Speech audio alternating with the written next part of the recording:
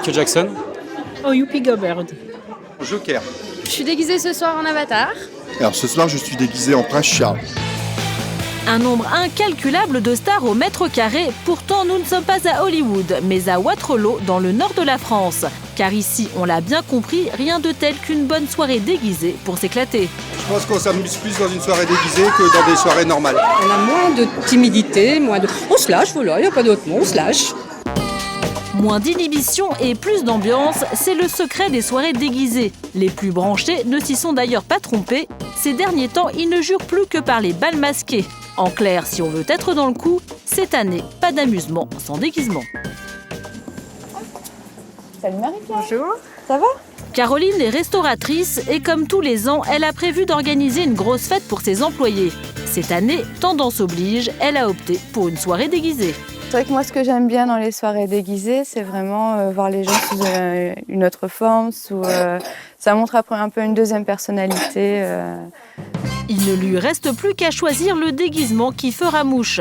La vendeuse la verrait bien en indienne, une tunique, une perruque, et le tour est joué. C'est pas mal, hein, c'est pas mal. Donne pas? Voilà. Qu'est-ce que tu veux que maman l'essaye? Ça avec des paillettes? Et disco, et voilà. Maman elle essaye les paillettes? Oui. Allez, on essaye les paillettes. Les chocolates. Waouh! Les lunettes. Et alors, ça donne quoi? Je suis belle? T'aimes bien? Et toi, Noah? Oui. T'aimes bien? Mais Caroline n'est pas convaincue par la tenue disco. Regarde, celui-là, il est chouette en cow-boy. Regarde, viens voir. Quoi? Regarde, avec le foulard, le chapeau. Maman, elle essaye? Non. Oui. Oui. Ah oui, super.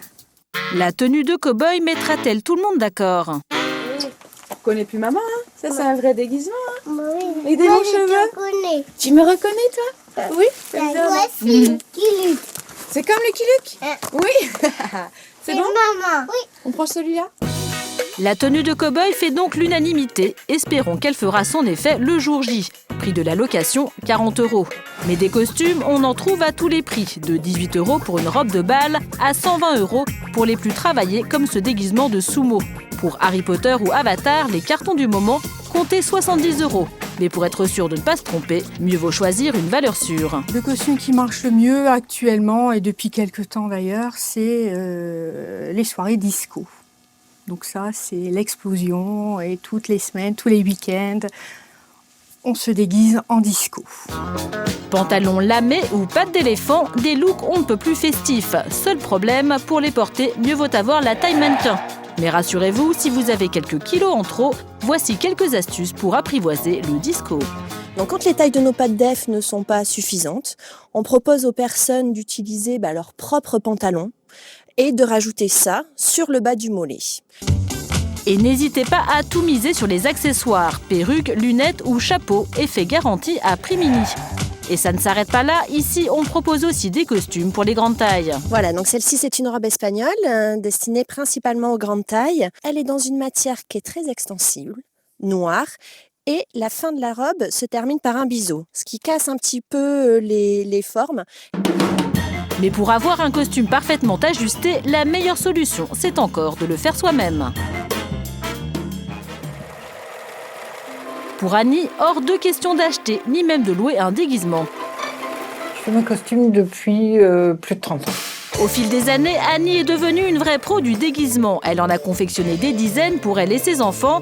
Charleston, sorcière ou Angélique Marquise des Anges pour sa fille. Annie ne recule devant rien. Ça, c'est le jupon qui vient en dessous. Donc ça, c'est le manteau. Voilà, manteau, le premier manteau, le deuxième manteau avec la capeline. Ça coûte pas très cher. C'est fait à mes mesures, à mon idée. Et puis, c'est pas celui de tout le monde. Il n'y en aura pas de pareil. Entre le tissu et les accessoires, un costume revient à 30 € en moyenne. Et l'avantage avec les déguisements maison, c'est qu'on peut les transformer à l'infini. Pour nous le prouver, Annie va détourner la cape de Zorro de son fils avec une simple perruque et des cornes. La magie a opéré, le justicier masqué est devenu une diablesse. Un costume qui a fait son petit effet à sa dernière soirée. Pour Caroline, notre restauratrice, l'heure de la soirée costumée a sonné. Pour l'occasion, elle a même déguisé ses enfants. La famille est méconnaissable. À quelques kilomètres de là, une partie des invités est déjà au restaurant. La soirée vient à peine de commencer, mais l'ambiance est déjà là.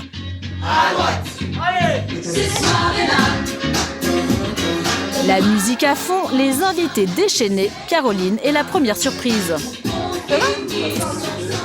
La fin ?